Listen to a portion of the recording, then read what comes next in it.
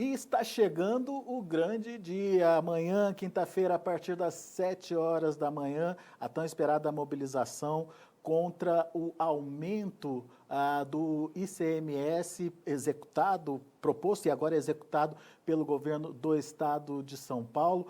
Um ICMS que acabou trazendo consequências muito ruins aí, não só para a produção, para o produtor, aumentando o custo de produção, mas também aumentando o custo do produto, daquele produto que vai chegar lá na gôndola, lá para o consumidor final. Enfim, num momento bastante inoportuno, esse aumento de imposto vem acontecer. E a gente dá sequência a essa discussão e principalmente fazendo o convite para que você, produtor, também participe das mobilizações que estão acontecendo, que estão sendo planejadas aí em vários municípios do estado de São Paulo. Até agora a gente já tem contabilizado aqui pelo menos 150 municípios que já confirmaram a participação, e sendo que alguns deles aglutinam outros municípios, ou seja, se a gente for de município por município, a gente pode ter pelo menos já uns 200 municípios engajados aí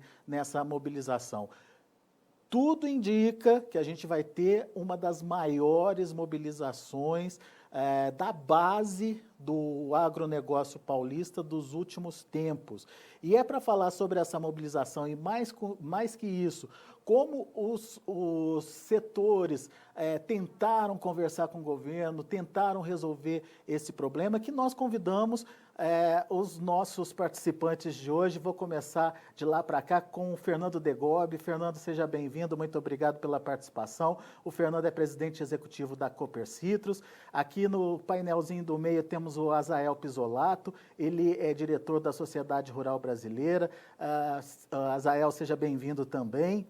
O José Antônio Rossato Júnior, produtor e vice-presidente da Coplana, aqui com a gente também. Obrigado, Rossato, pela sua participação também aqui com a gente.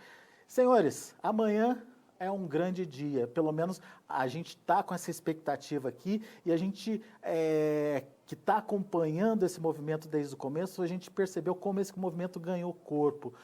Fernando, vou começar com você. Aí na sua região, na cooperativa, na Copercitros, como é que está esse ânimo, né? Como é que o produtor está engajado nessa questão e por que a cooperativa resolveu participar, se envolver, coordenar, enfim, ajudar nessa mobilização? Seja bem-vindo. Muito obrigado. Um abraço a todos aí, aos colegas, o Neto, o Sato. Bom, primeiro que está sendo assim algo bonito de ver, porque o agricultor, ele para ser agricultor, ele já tem que ser otimista por natureza, né? Porque você mexe com várias adversidades, você planta, você não sabe se o clima vai garantir, você não sabe se a colheita que você vai fazer vai servir para pagar seus custos de produção. Então, a natureza do agricultor já é de otimismo. E ele, com toda a resiliência que ele tem, ele realmente percebeu que não dá para pagar essa conta. Não tem como colocar isso, porque dentro da cadeia de valor do agro, o produtor é o que fica com a menor parte. Vou dar um exemplo rápido aqui. Você vende hoje, o produtor produz uma saca de café, vende essa saca de café aí por R$500, R$550. Quando você transforma isso em xícaras de café expresso que você toma nos postos da rodovia, o valor que uma saca de café atinge é de R$31 mil. E o produtor fica com R$500. Então, é muito injusto tributar os insumos que servem para produzir o café, a cana, as hortaliças, os grãos, os citros, porque o estado de São Paulo é muito diversificado. Os estados mais diversificados, nós temos em torno de 340 mil propriedades dentro do estado de São Paulo. Dessas, 280 aproximadamente são menores que 4 módulos fiscais, 280 mil menores que 4 módulos. O módulo fiscal, em média, no estado de São Paulo, é em torno de 20 hectares. Então, quem vai sofrer são as famílias, quem mais vai sofrer são as famílias que estão lá, com tudo que já sofre. Quando Quem mora na zona rural sabe da insegurança que às vezes tem, da dificuldade de chegar uma ambulância lá do SAMU, porque não existe um localizador ainda para chegar lá, para receber um socorro de corpo de bombeiro, de polícia. Então, já tem a diversidade de monte. O governo não deveria criar mais uma. E por isso que a Copercitros, desde o início, está engajada. Nós estamos em torno de 40 municípios com unidades de negócio aqui no estado de São Paulo.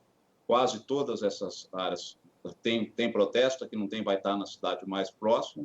E a expectativa realmente é de um grande movimento. Eu vou estar em 3, vou participar de Pitangueiras, junto com o Marcelo Felício, Marcelo Paro, que estão organizando lá.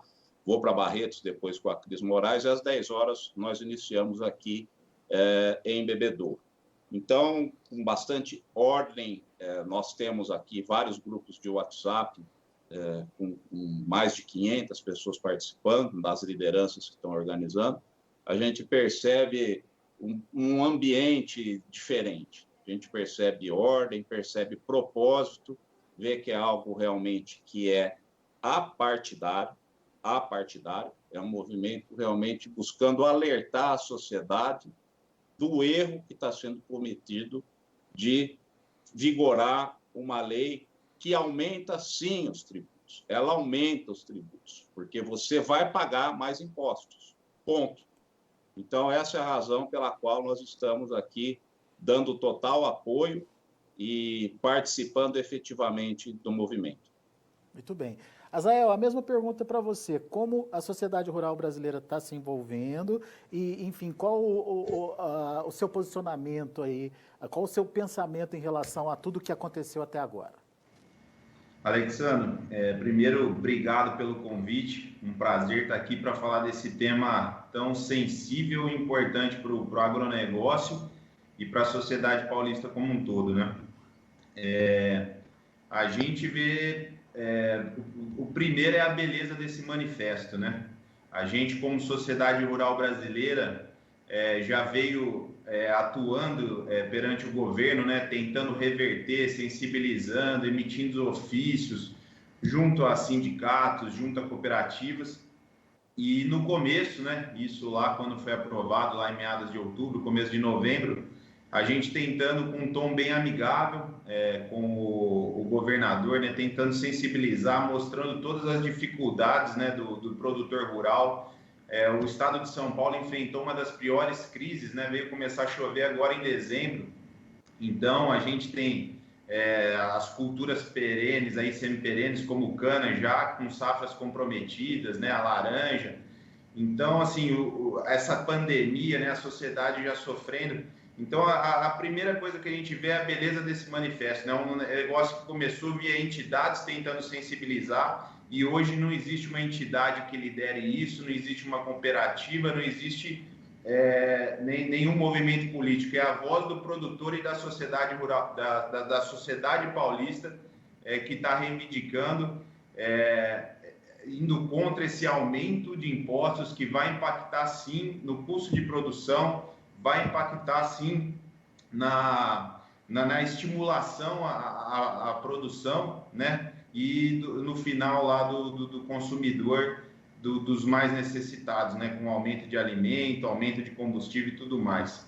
E muita gente, Alexandre, me pergunta, pô, mas por que só agora, né? Esperaram aprovar, mas na verdade não foi só agora, né? A gente acreditando que o governo do estado de São Paulo, a secretaria, ia tomar alguma atitude, chegava a ser absurdo, né? Não é possível que vai chegar dia 1º de janeiro, nós vamos ter aumento aí nos insumos, né? A gente achando que isso ia reverter, e o agricultor, ele não tem tempo, né? Ele acorda às 5 horas da manhã, preocupado com o que ele vai fazer no dia, e vai dormir 10, 11 horas da noite, preocupado com o que ele vai fazer no dia seguinte, né? Então, o motivo dessa demora, talvez para o agricultor se juntar, é a falta de tempo dele, né?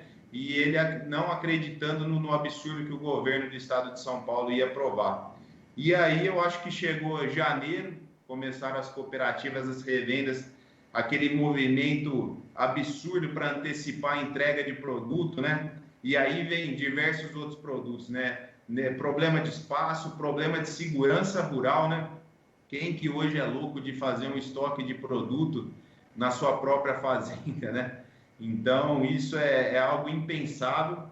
E o terceiro ponto é que não existe justificativa para esse aumento, né, Alexandre?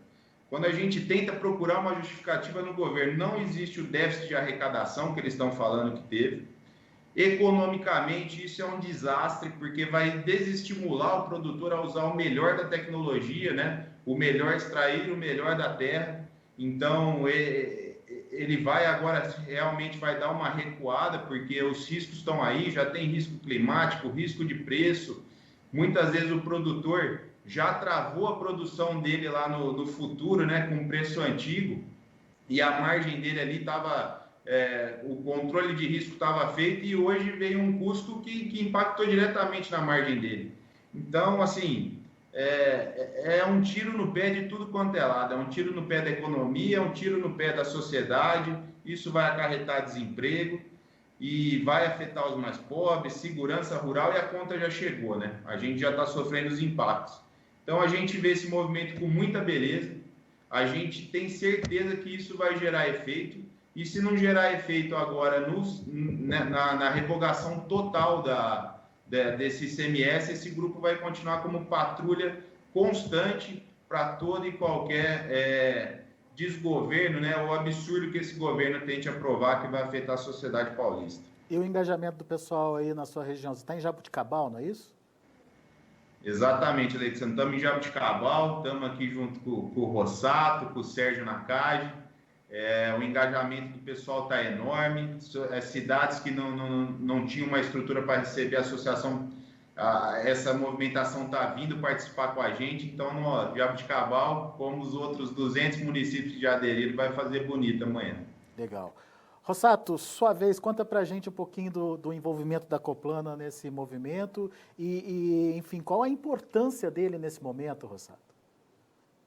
Olá, Alex, boa tarde ao Azael, Fernando, parceiros aí de Labuta e aos amigos do Notícias Agrícolas.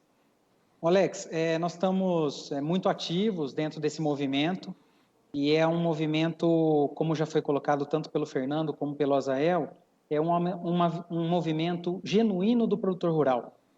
É um movimento que ele surge do cansaço das lideranças que negociavam com o governo, de não ter mais interlocução, de não ter mais diálogo, de uma falta de sensibilidade do governo.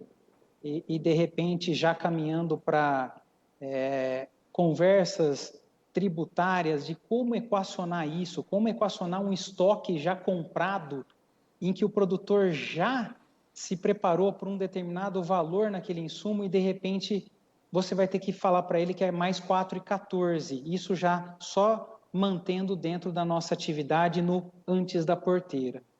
A gente enxerga nesse movimento, a partir até do momento em que a gente passa e transpõe a porteira, que ele é um movimento que ele traz uma caracterização muito interessante. Por uma longa data, o campo e a cidade ficaram muito distantes. E esse movimento, ele traz uma conotação de aproximação entre campo e cidade.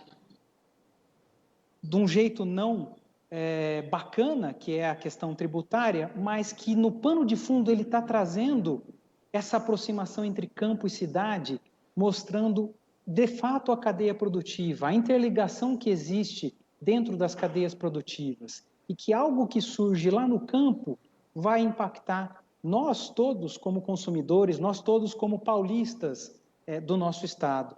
Então, é um momento oportuno que isso está acontecendo. Um momento que, aparentemente, ele surge até com a pandemia, em que o consumidor passa a questionar a questão da produção e como esse alimento foi produzido, como é que ele foi, aonde ele foi produzido, se houve algum nível de sustentabilidade nessa produção. Esses questionamentos, eles afloraram muito com a pandemia. E esse momento, ele nos traz a oportunidade, então, nesses questionamentos, de nos aproximarmos dessa sociedade que ela é muito mais urbana do que rural. A gente vê com muito otimismo esse movimento. É um movimento de rede, é um movimento que ele transpõe a porteira, é um movimento que ele passa a ganhar mais força a partir da insensibilidade, da incoerência do governo. Só para dar 3 exemplos, a arrecadação do Estado de São Paulo desde agosto já é nível pré-pandemia.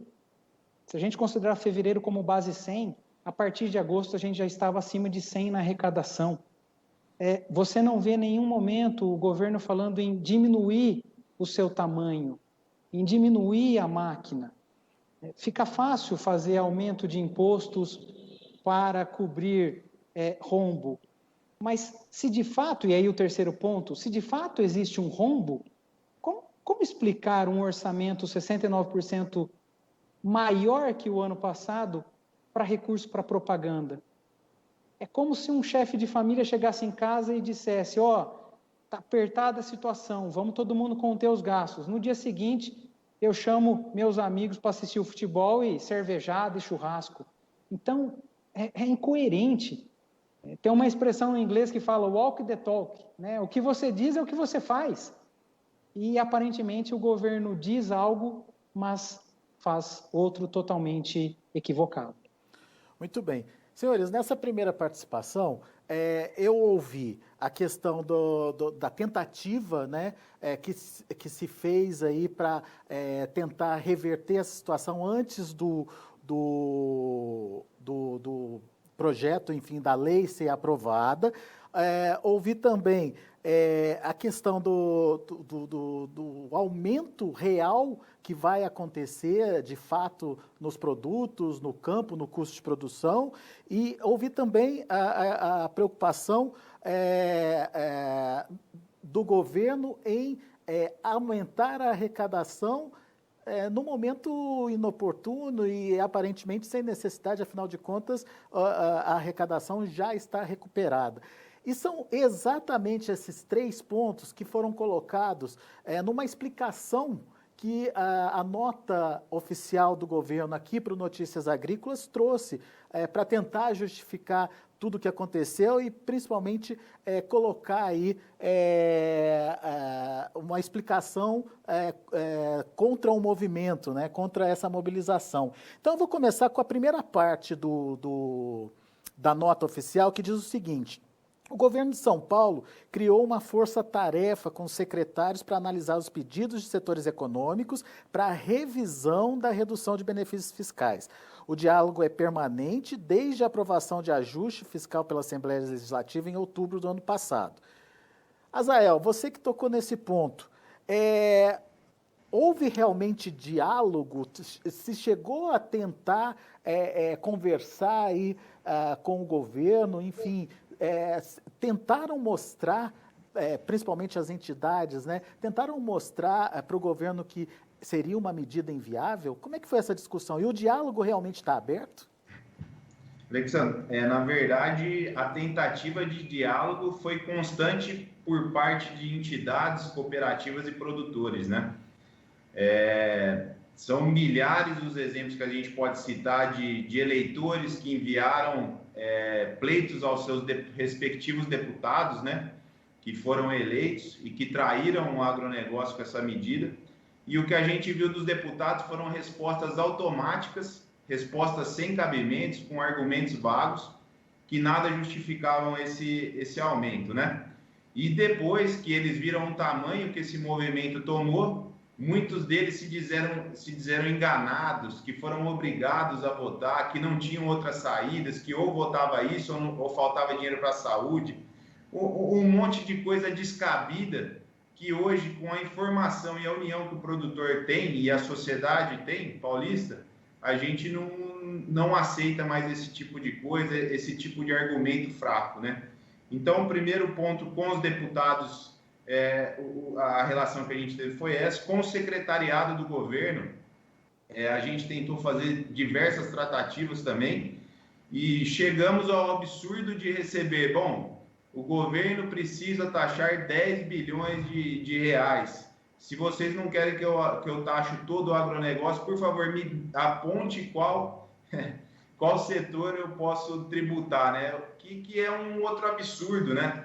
É difícil a gente fazer uma análise de qual setor pode tributar quando a gente trata com um negócio que é do setor primário, né? O setor produtivo, um setor que emprega, um setor que está arriscado ao clima, né?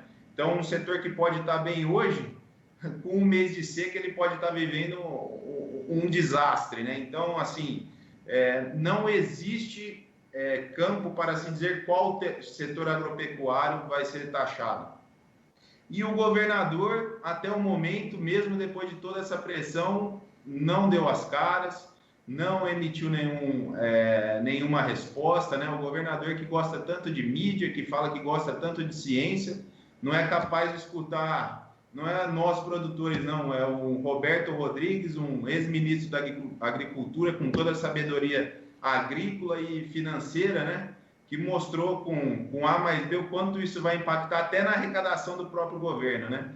Então, assim, eu acho que qualquer devolutiva do governo hoje, ela vem tarde e ela não existe justificativa para isso, né? Todas as justificativas são muito vagas. Então, eu acho que o governo teria que repensar, ter sensibilidade e até um pouco de esperteza, né? Para não dar um tiro no próprio pé, né, e diminuir a própria arrecadação e aumentar ainda mais essa crise que a gente está vivendo. Muito bem. Rossato, você acha que através do diálogo ainda é possível reverter essa situação? O Alex, esse é o caminho.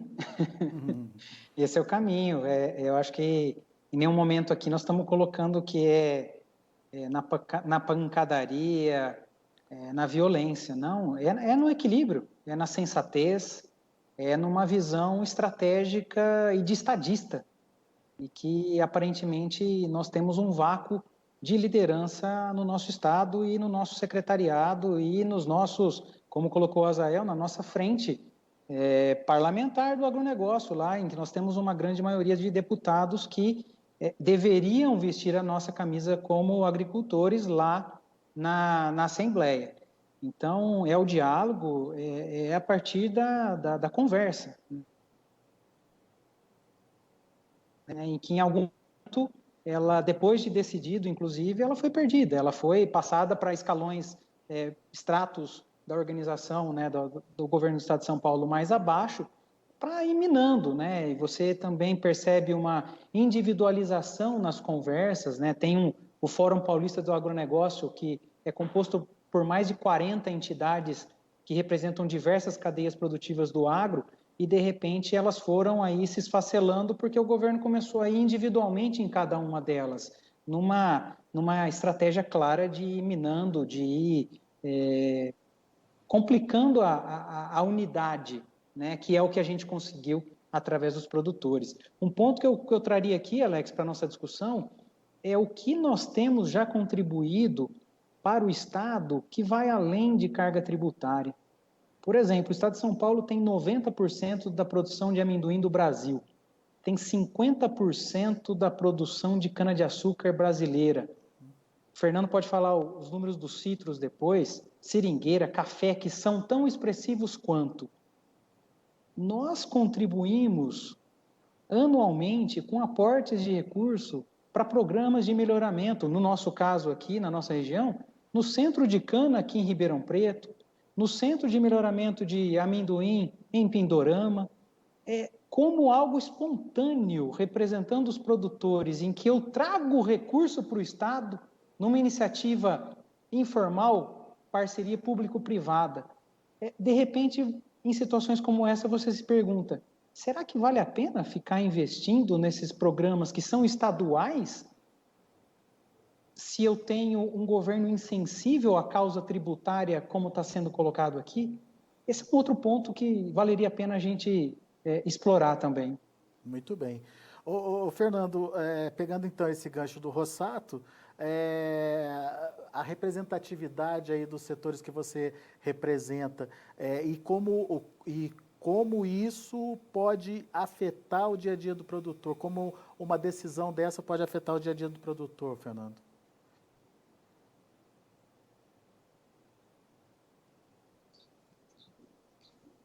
Perdemos o Fernando? Não, estou de volta aqui. Ah, ok. Eu fui destravar o microfone e desliguei a chamada. Fiz uma burrada aqui, mas estou de volta. Muito bem. Nós estamos sem seu vídeo por enquanto, Fernando, mas pode ir falando que daí a gente vai tentar Chegou? recuperar o vídeo aí. Tá recebendo? Ok. Vamos lá. Perfeito. Você perguntou na linha que o Rossato vinha falando, eu não consegui ouvir o final da sua pergunta. Exatamente. Alex. Para você contar um pouquinho para a gente da importância dos setores que você representa aí e qual o impacto real, né, para o seu setor, para o setor dos cooperados aí da Copercitros. Bom, em linha do que a gente já vinha comentando, é importante entender que a atividade agrícola ela é muito complexa, né? O Azael comentou das entregas que são feitas. Nós tínhamos, em dezembro, aproximadamente 200 milhões de reais para entregar para 3.900 produtores que já tinham pago. Na verdade, já estava pago. É que o sistema de contabilidade ele finaliza quando você faz a remessa do produto.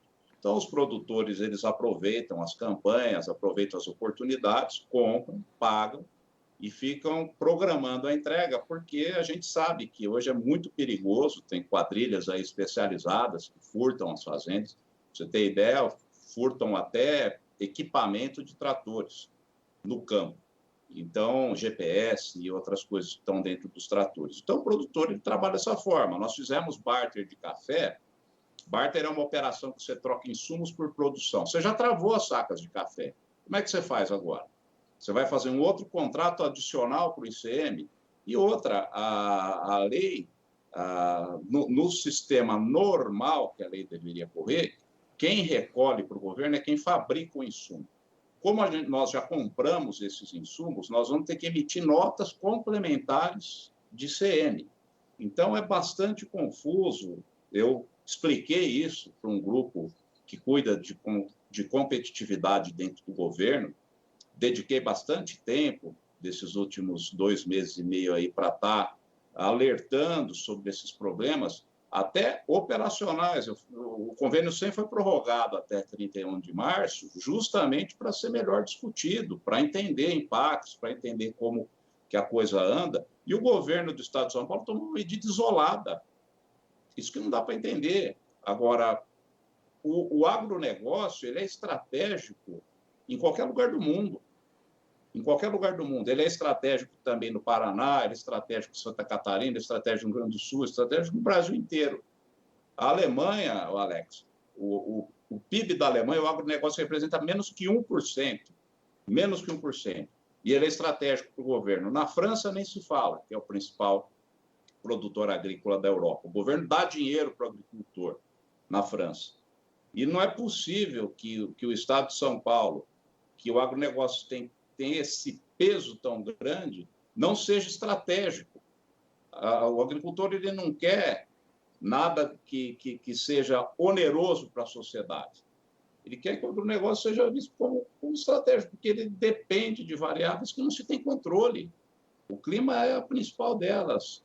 Você olha áreas com algum grau de degradação dentro do Estado, nós temos mais ou menos 4 milhões de hectares.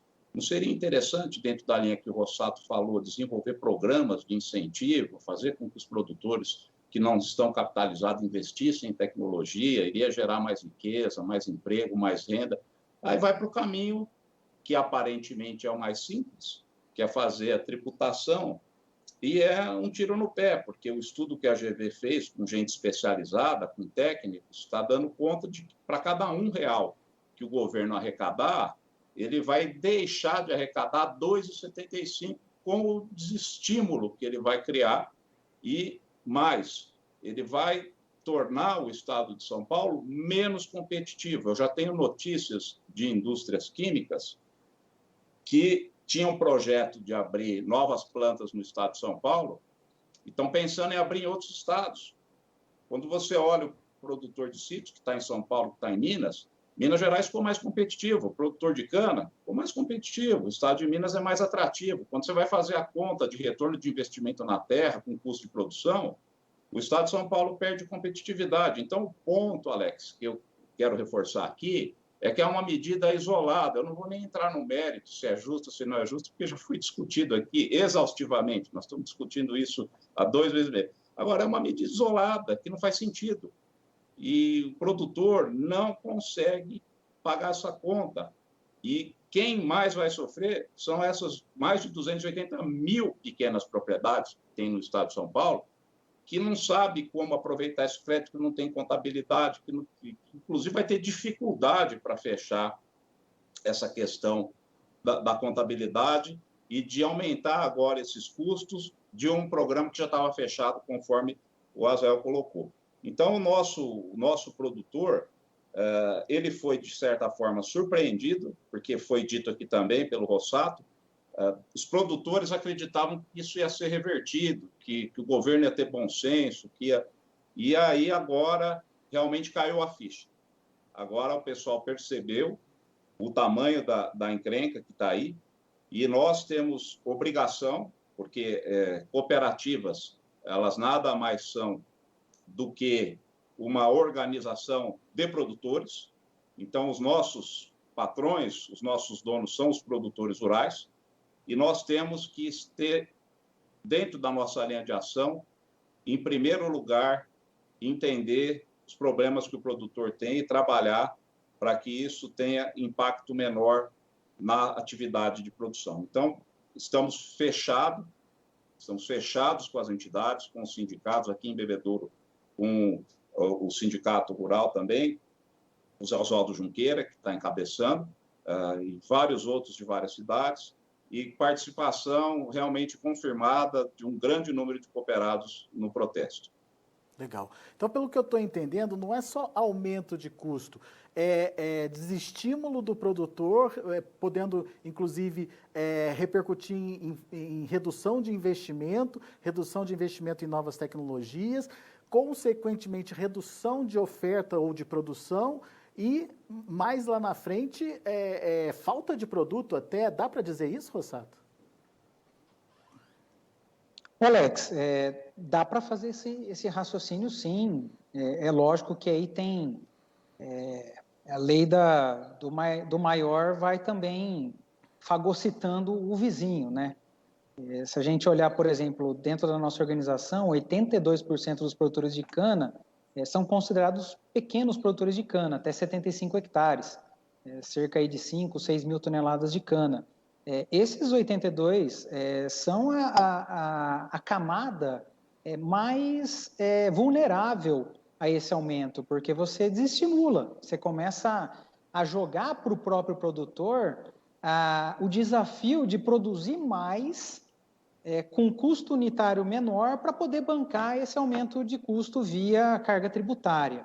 Então, dá para fazer esse exercício que você fez aí de desestímulo e também de êxodo rural e de concentração de terra, com certeza. Agora, tem um ponto aí, né, Alex? Nós não estamos falando de um, não estamos falando de um estado pouco desenvolvido. Nós estamos falando de um estado que é praticamente um país dentro de um país. A economia paulista, se fosse um país, seria a 21ª maior economia do mundo. A gente poderia estar dentro do G20, discutindo economia mundial. Nós temos 22% da população nacional, as melhores estradas, o maior porto, o nível educacional mais elevado. Que incoerência a gente ficar discutindo e ter um governo insensível, uma Assembleia Legislativa tão insensível, ao ponto de aumentar carga tributária, o que desestimula qualquer negócio e, inclusive, empobrece o teu Estado, porque vai reduzir poder de compra, vai reduzir comércio, inclusive as associações de comércio de várias cidades estão dentro desse movimento, associações de supermercados, porque impacta nos 45 milhões de habitantes do estado de São Paulo. Então, tem sim possibilidade de saída de agricultores do negócio a partir do momento que você começa a achatar cada vez mais dentro dos desafios que a gente já tem como produtores rurais. Inclusive perda de competitividade das próprias indústrias do setor também, né? Perfeito, que foi comentado aqui, quer dizer, eu vou colocar meu projeto de pé no estado de São Paulo? Não, eu pulo o Rio Grande e vou ali em Conquista. Eu vou aqui para baixo e entro ali no Paraná. Eu vou para o Mato Grosso do Sul. É lógico, você está criando um ambiente pouco favorável para os negócios, com certeza, Alex. Muito bem. Sato, se você me permite, Alex, eu acho Claro. oportuno só complementar. Eu fiz uma conta do fertilizante, porque nós temos atividade bem em divisa de Minas Gerais e Paraná, com lojas. Do jeito que ficou o interestadual e o aumento que teve no que não existia dentro do estado, conforme a distância, vai compensar comprar fertilizante do Paraná, ok? Trazer para São Paulo, aí o estado vai ficar vendo navios, porque quem vai arrecadar é o Paraná. Então, é uma medida que não teve nenhum cálculo correto para entender aonde o estado vai perder divisas. Se o Paraná não alterar lá, que eu conheço bem lá as cooperativas, eu sei como é que o governo é sensível ao agro no Paraná, eu não acredito que isso vai acontecer no Paraná, vai compensar comprar fertilizante do Paraná e trazer para São Paulo, o que vai desestimular a indústria que investiu aqui para produzir fertilizante. A gente tem a participação aqui dos internautas, né? O Vitor Nicoliello, ele está dizendo aqui que amanhã o Dória vai conhecer a força do agro. O Francisco Carlos Souto, ele é de Santo Anastácio, interior de São Paulo, ele diz que o movimento tem o apoio dele. Ou seja, o movimento ele ganhou essa respeitabilidade, né? E eu acho que o produtor ele está muito engajado, bastante engajado aí nesse movimento de amanhã, e tudo indica, a gente tem acompanhado aqui as informações que chegam, que vai ser um grande e quem sabe, o principal movimento de base dos produtores do agronegócio paulista de todos os tempos. Mas, enfim, dando continuidade àquela nossa leitura da nota oficial, senhores, tem um outro trecho da nota que diz o seguinte: a Lei 17.293 não implica em aumento do tributo. Olha só a justificativa. É apenas uma autorização legislativa para reduzir os benefícios fiscais. O governo do estado promoveu a redução linear de 20% nos benefícios fiscais que são concedidos a diversos setores, ou seja, 80% do benefício ainda foram preservados. Azael, quer começar? Quer comentar? Alex, isso é um absurdo, né? Primeiro que o benefício, essa isenção, né? Essa isenção não foi dada por esse governo. Então, que legitimidade esse governo tem de retirar algo que não foi ele que deu como benefício, né? E o Fernando foi muito feliz quando ele deu o exemplo de França, de Alemanha, né? Onde países subsidiam o agro, né? Aqui nós não estamos falando nem de subsídio, né? Nós estamos falando de uma isenção fiscal de um produto do setor primário que emprega, produz, gera divisa e que chega na mesa do consumidor, né? Então, assim, é uma justificativa. Eu estou gostando do termo insensibilidade que todo mundo tem usado, né? Mas essa insensibilidade não quer só ser que o ser é desprovido de sensibilidade, né? Ele é desprovido parece até de uma educação financeira, porque é cada justificativa, é cada medida descabida que a gente não consegue entender o que se passa na cabeça de uma pessoa dessa, né? Tanto que a gente recebe aí teoria das conspirações das mais absurdas, que a partir de uma medida dessa o pessoal começa até a achar que faz sentido, né? Porque tomar uma medida como essa daí, uma medida que vai diminuir a arrecadação do Estado, que vai onerar o setor produtivo, que vai intensificar uma crise durante uma pandemia, que vai aumentar o Estado e estimular a sua ineficiência, né? Então, assim, dá até vergonha de ler, e eu teria vergonha de soltar uma nota como essa. Fernando, não tem aumento de tributo segundo o governo, Fernando. Pois é, né? A gente conversava um pouquinho antes aqui, quando a gente estava entrando, você tem as alíquotas de ICM nos estados. E os governos trabalham com reduções de alíquota, redução da base de cálculo, para incentivar determinados setores. Isso, desde que eu me conheço por gente, existe.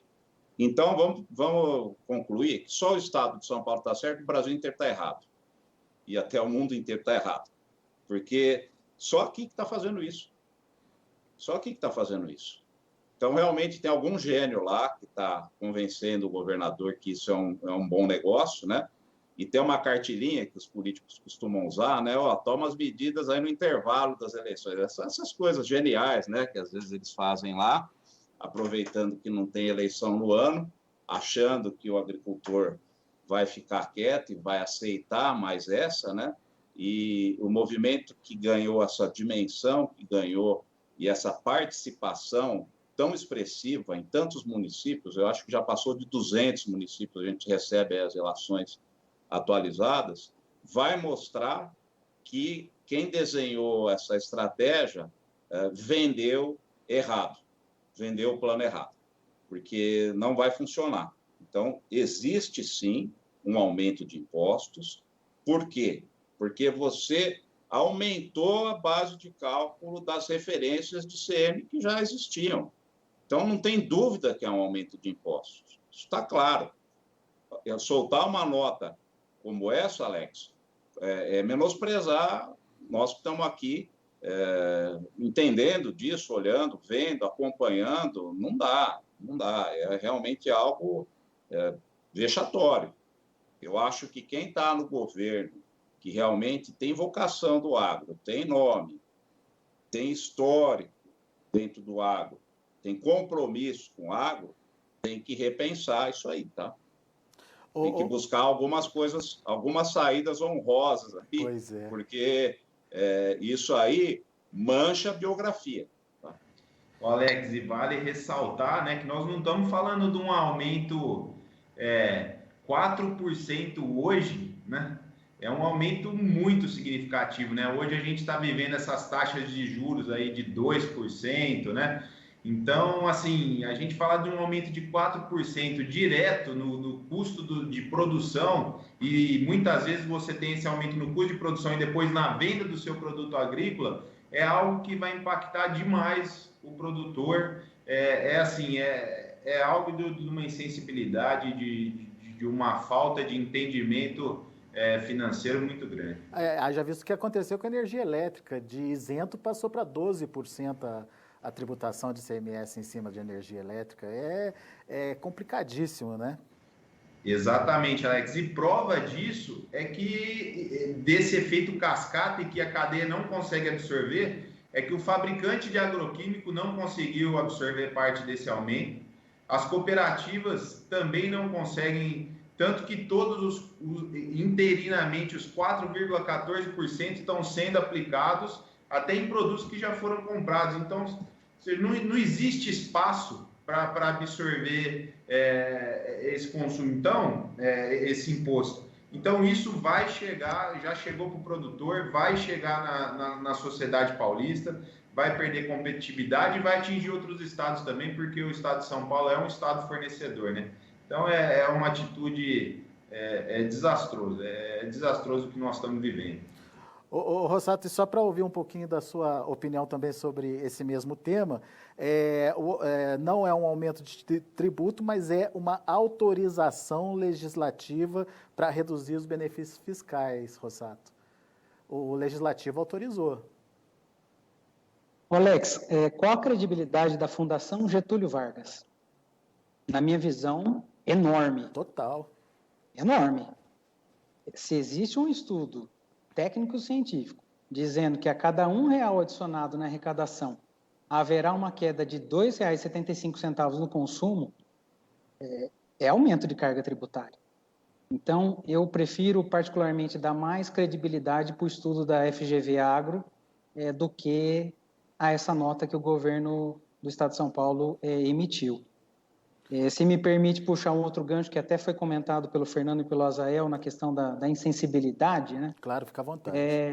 A pandemia, nós somos uma cooperativa, assim como o Fernando também tem a exportação, nós exportamos amendoim e um dos mercados nossos é a Comunidade Europeia.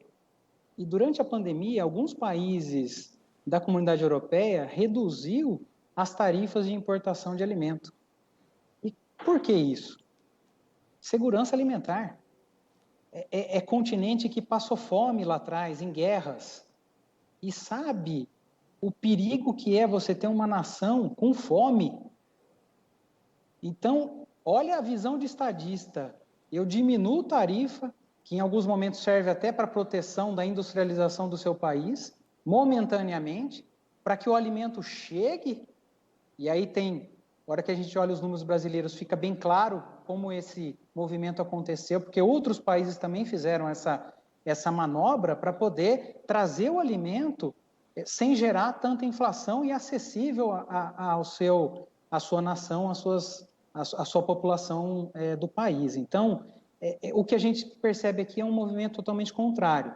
Nós temos uma inflação IPCA já acima de 4, o IGPM acima de 20, né, o anualizado, o desemprego 14 aumentando, segundo os estudos, a incerteza ainda no ambiente de negócios, e de repente, ao invés da gente dar condições ainda para a população ter o alimento, nós vamos ainda encarecê-lo.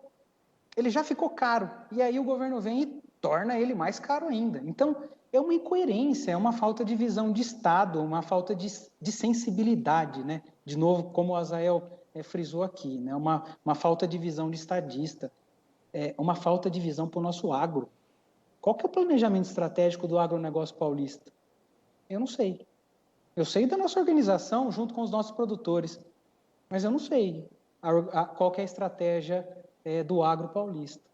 Então, é uma insensibilidade que, por vários momentos,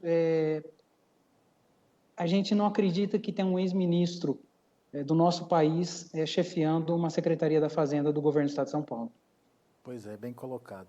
Senhores, a gente já está caminhando para a finalização da nossa live, passou muito rápido, enfim, quando a gente tem argumentos, quando a gente tem, enfim, o que dizer, as coisas vão muito rapidamente, passam muito rapidamente. Então, antes de fazer as considerações finais, eu queria só ouvir pessoalmente a expectativa de cada um. Vai dar para reverter essa situação, ao menos minimizar esse problema, esse impacto de uma cobrança, de um aumento na cobrança de tributos aqui no Estado? Enfim, qual que é a expectativa de vocês? Essa mobilização de amanhã vai ser suficiente ou vai ser preciso judicializar essa conversa, hein? Vamos começar com o Fernando? Pode ser, Fernando?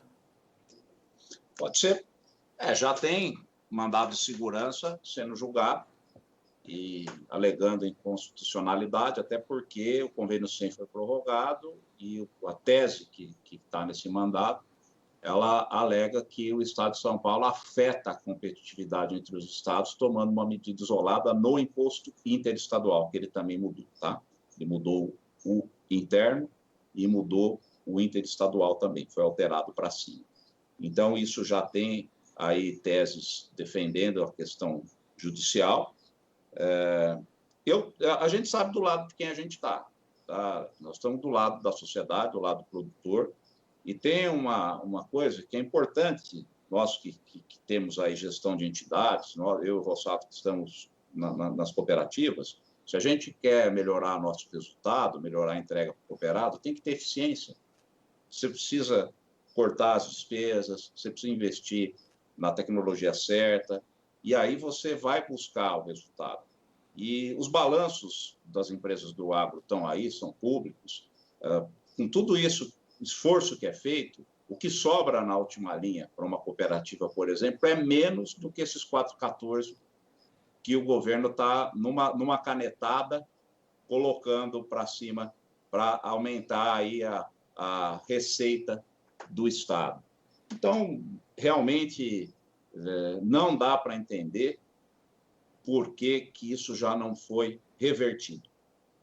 Teve um episódio assim, com o diferimento do ICM das máquinas agrícolas produzidas dentro do Estado, que passou a vigorar desde 2000. Há 12 anos atrás, aproximadamente, foi tomada essa medida, era o governo Serra na época, e aí, dentro do mês de janeiro, as entidades se mobilizaram, ficamos sem faturar, que nós somos revenda de máquinas aqui, ficamos um mês sem faturar, e aí o governo reverteu em fevereiro, voltou ao diferimento, o que é até hoje esse capítulo aí não foi mudado com essa medida atual. Então, eu espero que daqui a uma semana a gente possa voltar aqui para conversar sobre o sucesso do movimento e a conscientização do governo de que a medida foi errada.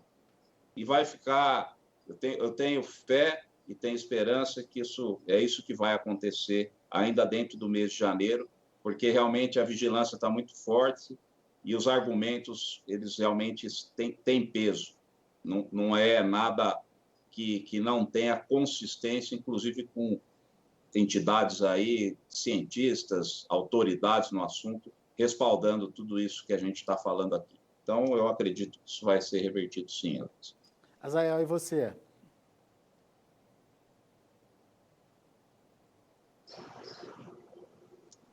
Oi, Azael? Oi, Alex. E você? Agora sim. E você, o que você acha? Vai dar para reverter essa situação? Alex, assim como o Fernando, nós estamos bastante confiantes, né? O agricultor, ele é otimista por natureza e ele vai fazer a parte dele, né? E outra coisa é que essa conta não termina agora com um sim ou não, né? Essa conta vai se estender durante muito tempo, inclusive até 2022, nas próximas eleições. Então, eu tenho certeza que cada deputado aí que se elegeu com a bandeira do agro, né? Ele vai ter que mexer os pauzinhos dele lá para reverter. O governo, se ele tiver alguma vontade de continuar na política, né? E de ser reconhecido como um bom gestor, né? Como ele se intitula, ele vai ter que reverter, porque senão isso daí vai ser um desastre. E, como o Fernando falou, nós vamos continuar vigilante. Então, nós estamos... e não existe espaço, de novo, para uma reversão parcial, né? A medida ela é um desastre como um todo e não há setor ou sociedade que possa pagar qualquer conta nessa hora. O que a gente espera é ver um governo mais eficiente, um governo que corte na carne, um governo que realmente mostre responsabilidade com a coisa pública. Então, a gente tá bem confiante. Há quem diga que esse é o maior movimento, né, da base agrícola aí, do estado de São Paulo. Eu tenho certeza disso. Amanhã nós vamos estar em peso nas ruas e vamos continuar fazendo pressão. E se a gente não for atendido, o nosso dever é continuar produzindo, fazendo o que a gente sabe e mudar a nossa base, né, eleitoral, dos representantes, porque é uma atitude descabida e inaceitável, né? Inaceitável. Muito bom. Ô, Rossato, o Matheus S. manda um recado para você, manda um abraço, diz que você é um grande professor e que amanhã vocês estarão juntos lá em Franca. Tá aí o abraço do Matheus para você, então. E a mesma pergunta para você, né? Vamos reverter ou vamos judicializar, hein, Rossato? Alex, beleza. Mandar um abraço para o Matheus também. Obrigado pelo apoio e estamos juntos. O Alex, assim como o Fernando e o Azael, eu também sou otimista.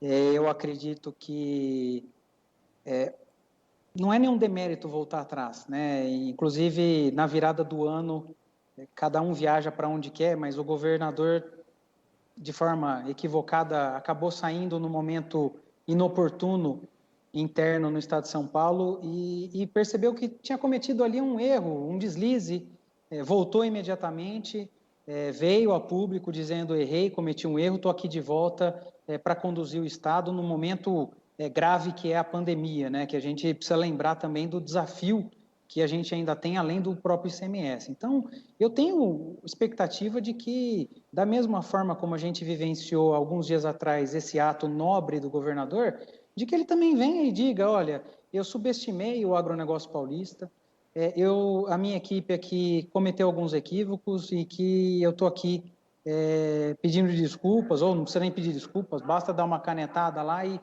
revogar essa decisão que foi tomada de uma forma equivocada. Nós tivemos a oportunidade, Alex, de participar de um grupo técnico do agronegócio feito pelo então candidato que hoje nos governa no estado de São Paulo. E naquele momento que a gente ouviu nas palavras, então, do candidato, é de que eu sei a força do agronegócio, eu sei o quão pujante vocês são. Não conheço muito sobre vocês, estou aqui com esse grupo para poder me inteirar e quero transformar o agro paulista num agro ainda mais moderno. Então, eu ainda confio nessas palavras feitas lá pelo candidato e que aí abrem espaço para que ele revogue essa decisão equivocada que foi tomada. Muito bem.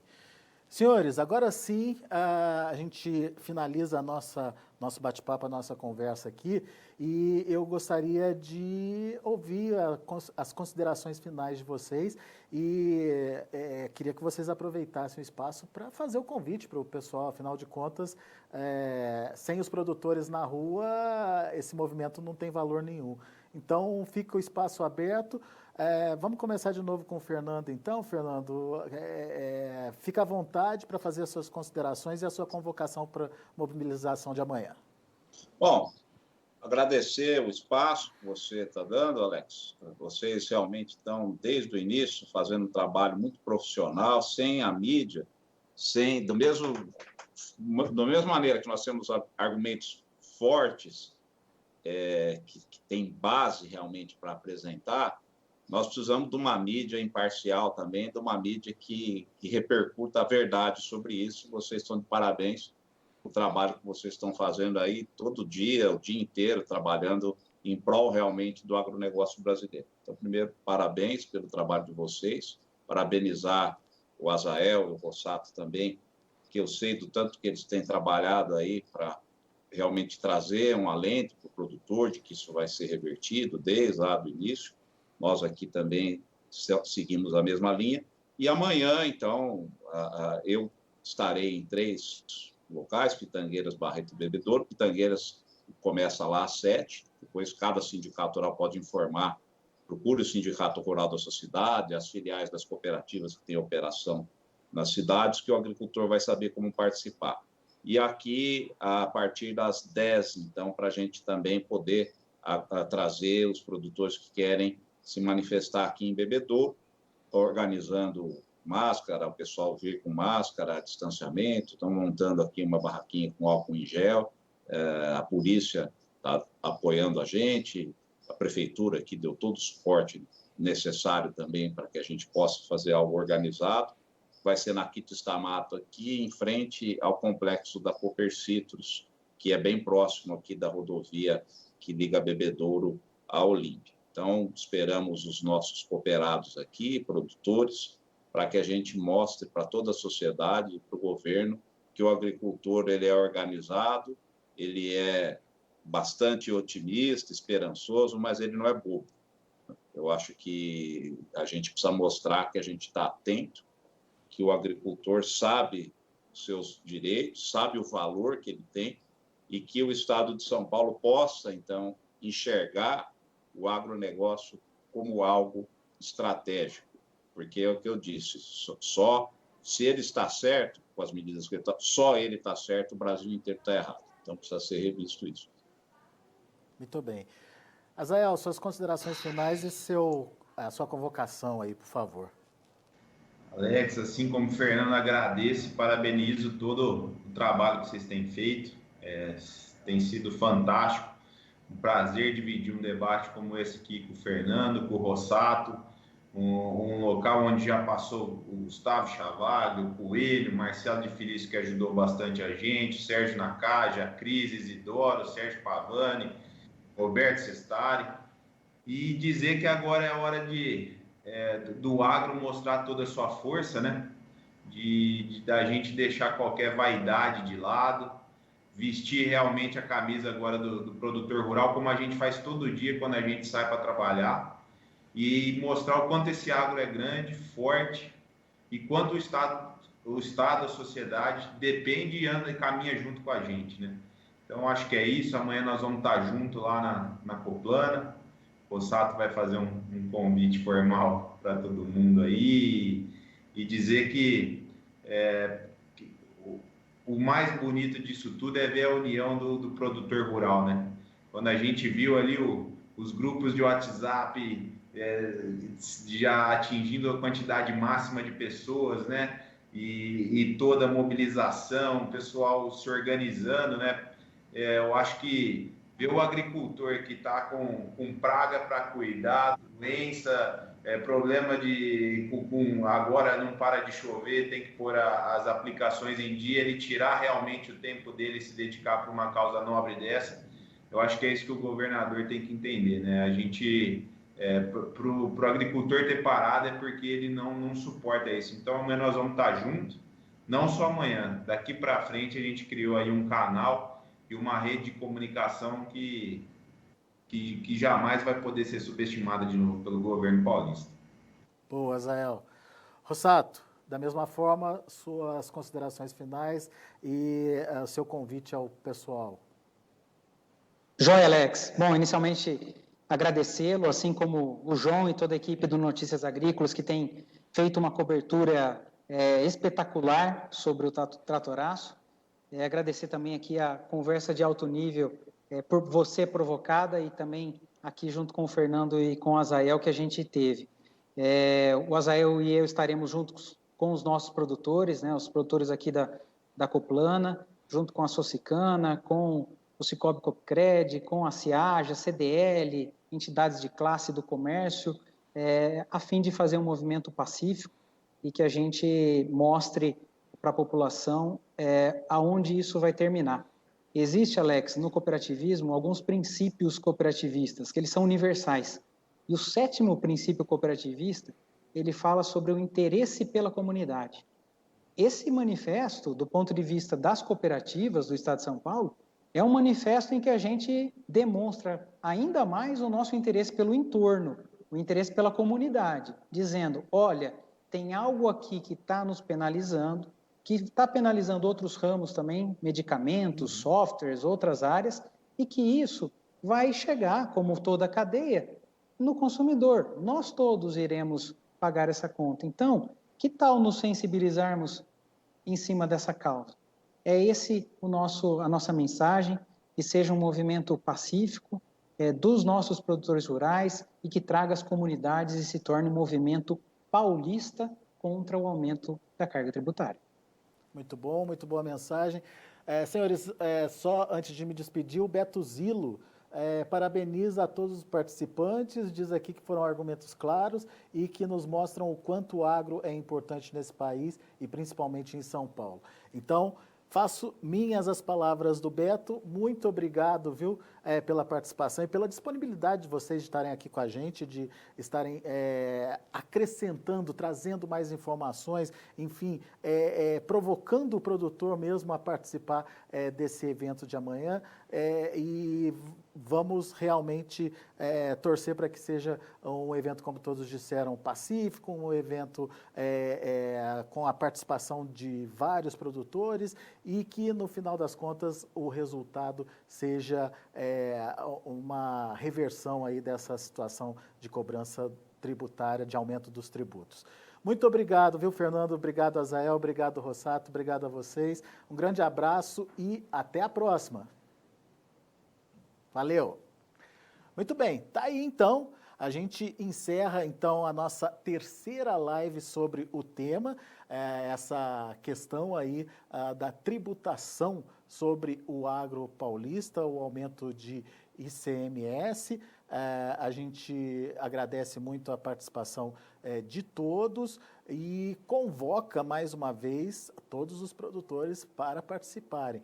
Entre em contato com o seu sindicato, entre em contato na sua região para saber como vai ser essa mobilização. Aqui no Notícias Agrícolas, a gente tem uma área mostrando em algumas cidades onde essa mobilização acontece, a partir de que horas, o que vai acontecer, enfim, para você ficar bem informado e participar dela também. É fundamental a sua participação e nós aqui do Notícias Agrícolas, a partir das 7 horas da manhã, estaremos ao vivo, iniciando as nossas transmissões, iniciando os nossos acompanhamentos nas principais praças, municípios, enfim, trazendo os principais fatos dessa que promete ser a maior mobilização do agro, uma mobilização da base dos produtores rurais que devem entrar para a história. Vamos fazer essa história ser escrita, portanto, para o produtor do estado de São Paulo. Tá combinado? Muito obrigado. Te aguardo amanhã a partir das 7 horas da manhã com a cobertura completa esse dia importante para o agro paulista, o Tratoraço SP. Continue com a gente.